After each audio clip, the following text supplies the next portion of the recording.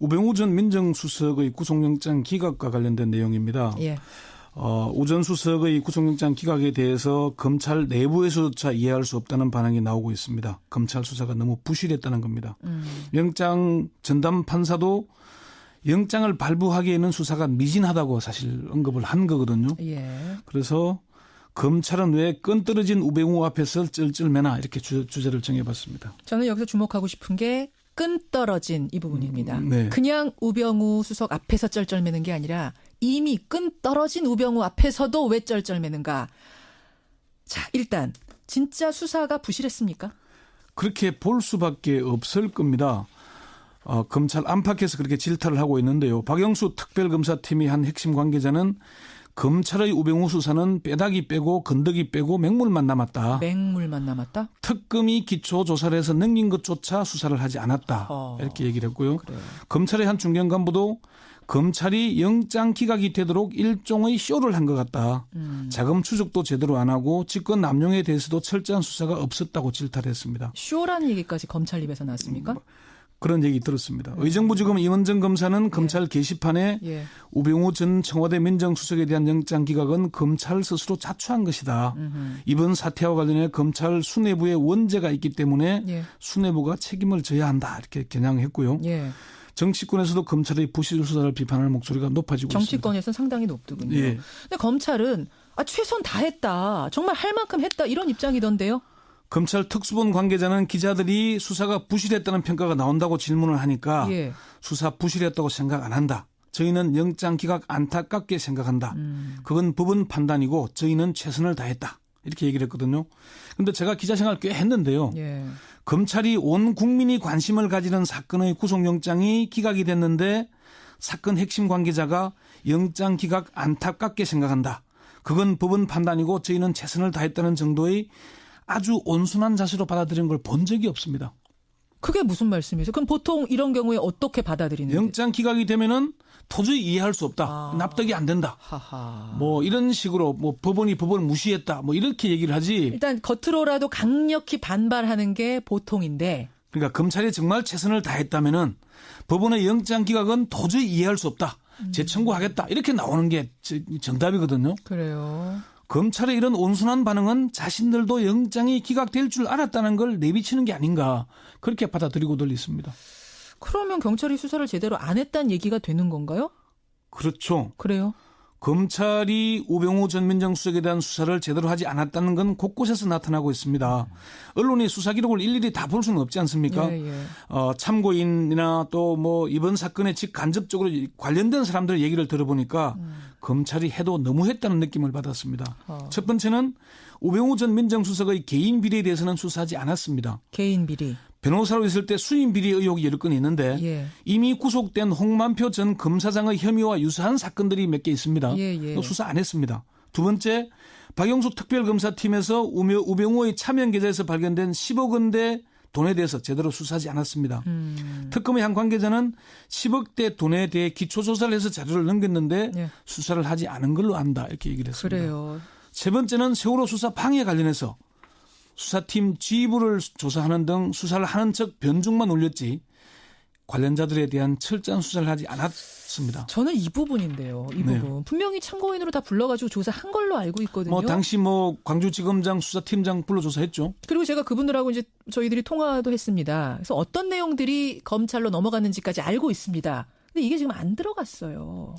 당시에 수사팀 핵심 관계자가 검찰에서는 당시 수사 책임자들을 조사했지만 실질적인 조사가 되기 위해서는 청와대 민정라인과 수사팀의 중간다리 역할을 한 당시 검찰국장, 지금의 김주현 대검차장입니다. 예. 검찰국장을 조사해야 하는데 그렇지 않은 것 같다.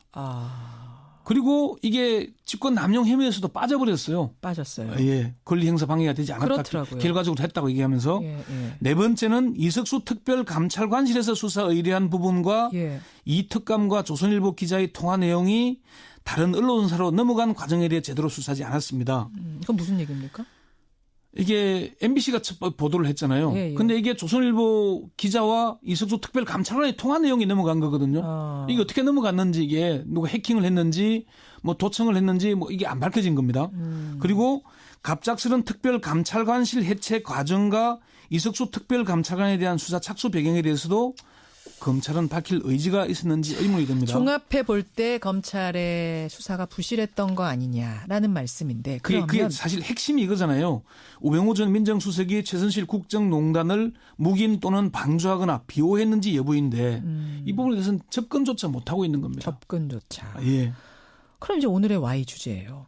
왜 검찰은 이미 이른바 끈이 떨어진 우병우 전 수석 앞에서 꼼짝도 못하는가? 왜 쩔쩔매는가? 왜입니까? 첫 번째는 우병우가 여전히 칼자루를 쥐고 있기 때문입니다. 끈 떨어진 게 아니다. 검찰에서는 김수남 검찰총장과 안태근 검찰국장 등 검찰 수뇌부와 우병우의 잦은 통화가 업무상 통화라고 해명을 했잖아요. 했습니다. 그런데 우병우가 구속 위기에 처할 경우에 그 통화는 수사 관련 논의였다. 이렇게 하면 어떻게 되죠? 줄줄이 다 다치는 거네요. 예, 그 줄줄이 다 다칠 수밖에 없는 겁니다. 박영수 특검에서 통화 내역을 2,000여 통을 문자와 통화했다고 공개한 게 오히려 우병우에게 칼자루를 쥐어준 결과가 된 겁니다. 우병우를 잘 아는 검찰의 한 관계자는 예. 우병우는 자신이 구속될 위기에 처할 경우에 예. 충분히 같이 죽자는 식으로 나올 수 있기 때문에 수사팀에서 수사가 어려웠을 것이다. 이렇게 얘기를 했습니다. 그거군요. 두 번째는요. 비슷한 이어지는 건데 오 전 수석이 검찰 수뇌부에게 혼자서는 죽지 않겠다고 압박했기 때문이다. 이런 얘기입니다. 이 워딩이 정확한 겁니까? 그러니까 우병우 전 수석이 이번에 수사받는 중에 나 혼자서는 죽지 않겠다라고 말했다는 지금 보도가 있거든요. 복수의 관계자에게 확인한 내용인데 우병우가 현직 검찰 수뇌부랑 잘 아는 고검장 출신 변호사를 찾아가서 예. 변론을 맡아달라. 나는 그냥 안 간다라고 했는데 그게 법조계에 소문이 퍼졌다는 얘기가 있고요. 또 다른 관계자는 우병우 쪽에서 검찰 수뇌진에게 혼자서는 죽지 않겠다는 입장을 전달했다는 얘기가 들었다. 이런 얘기가 들었습니다. 그래요. 그러니까 초기에는 지금 검찰 특수본에서 제대로 수사를 하는 것 같다가 예. 이런 소문이 나돌면서부터 갑자기 수사가 허지부지 되더라. 그런 얘기를 했습니다. 검찰 조직이 살기 위해서는 법무장관이건 검찰총장이건 가차없이 구속해온 게 검찰의 속성입니다. 예. 그런데 지금은 우병우를 잡으려 할 경우에 지금의 검찰 수뇌부와 검찰 조직이 죽게 생겼기 때문에 제대로 수사를 하지 못한 게 아닌가 하는 게 법조계의 진단입니다. 그렇군요. 세 번째는요. 우병우 사단이 아직도 흔들림 없이 건재하기 때문입니다. 아직도 흔들림이 없다? 지금 검찰 수뇌부는 우병우가 민정수석으로 재직할 당시 짜여진 그대로입니다. 예. 대통령이 파면되고 구속됐지만 검찰이나 법무부 조직은 변하지 않고 있습니다. 청와대 민정비서관도 그대로 자리를 지키고 있습니다. 그러네요. 그러고 보니까. 더불어민주당 박영선 의원이 지난해 11월 국회에서 우병우 사단 12명의 명단을 공개한 적이 있지 않습니까? 예. 그 사람들 그 자리 제대로 다 지키고 있습니다. 제가 명단을 일일이 얘기할 수 있지만은 또 서울중앙지검 주요 보직 부장들도 우병우 사단으로 불리고 있어서 이번 수사는 우병우 사단에 의한 우병우 봐주기 수사라는 비판이 쏟아지고 있습니다. 자, 그렇다면 네. 이대로 끝내야 하는가? 뭘 할 수 있는가? 짧게 정리해 주시죠. 가장 강력한 것은 우병우 특검을 바로 발동하는 건데요. 대선까지 쉽지 않을 것이고 그렇죠. 정권이 바뀐 뒤에 검찰을 새로 개편해서 수사해야 된다는 얘기도 있고 특임검사를 임명해서 수사를 계속 이어가야 된다는 얘기가 있고 심지어 경찰의 수사를 맡기자는 얘기까지 나오고 있습니다. 검찰 내부에서도 그런 얘기가 나옵니다. 그렇군요. 여러분은 어떻게 생각하십니까? 오늘 잘 짚어주셨어요. 고맙습니다. 네. 우병우 전 민정수석의 구속영장 기각과 관련된 내용입니다. 예. 오 전 수석의 구속영장 기각에 대해서 검찰 내부에서조차 이해할 수 없다는 반응이 나오고 있습니다. 검찰 수사가 너무 부실했다는 겁니다. 영장 전담 판사도 영장을 발부하기에는 수사가 미진하다고 사실 언급을 한 거거든요. 예. 그래서 검찰은 왜 끈 떨어진 우병우 앞에서 쩔쩔매나 이렇게 주제를 정해봤습니다. 저는 여기서 주목하고 싶은 게 끈 떨어진 이 부분입니다. 네. 그냥 우병우 수석 앞에서 쩔쩔매는 게 아니라 이미 끈 떨어진 우병우 앞에서도 왜 쩔쩔매는가. 자, 일단 진짜 수사가 부실했습니까? 그렇게 볼 수밖에 없을 겁니다. 검찰 안팎에서 그렇게 질타를 하고 있는데요. 박영수 특별검사팀의 한 핵심 관계자는 검찰의 우병우 수사는 빼다기 빼고 건더기 빼고 맹물만 남았다. 맹물만 남았다? 특검이 기초조사를 해서 넘긴 것조차 수사를 하지 않았다. 이렇게 얘기를 했고요. 그래요. 검찰의 한 중견 간부도 검찰이 영장 기각이 되도록 일종의 쇼를 한 것 같다. 자금 추적도 제대로 안 하고 직권 남용에 대해서도 철저한 수사가 없었다고 질타를 했습니다. 쇼라는 얘기까지 검찰 입에서 나왔습니까? 그런 얘기 들었습니다. 의정부지검 임원정 검사는 검찰 게시판에 예. 우병우 전 청와대 민정수석에 대한 영장 기각은 검찰 스스로 자초한 것이다. 이번 사태와 관련해 검찰 수뇌부에 원죄가 있기 때문에 예. 수뇌부가 책임을 져야 한다. 이렇게 겨냥했고요. 예. 정치권에서도 검찰의 부실 수사를 비판하는 목소리가 높아지고 있습니다. 정치권에서는 상당히 높더군요. 예. 근데 검찰은 최선 다했다. 정말 할 만큼 했다. 이런 입장이던데요. 검찰 특수본 관계자는 기자들이 수사가 부실했다는 평가가 나온다고 질문을 하니까 예. 수사 부실했다고 생각 안 한다. 저희는 영장 기각 안타깝게 생각한다. 그건 법원 판단이고 저희는 최선을 다했다. 이렇게 얘기를 했거든요. 그런데 제가 기자 생활 꽤 했는데요. 예. 검찰이 온 국민이 관심을 가지는 사건의 구속영장이 기각이 됐는데 사건 핵심 관계자가 영장 기각 안타깝게 생각한다. 그건 법원 판단이고 저희는 최선을 다했다는 정도의 아주 온순한 자세로 받아들인 걸 본 적이 없습니다.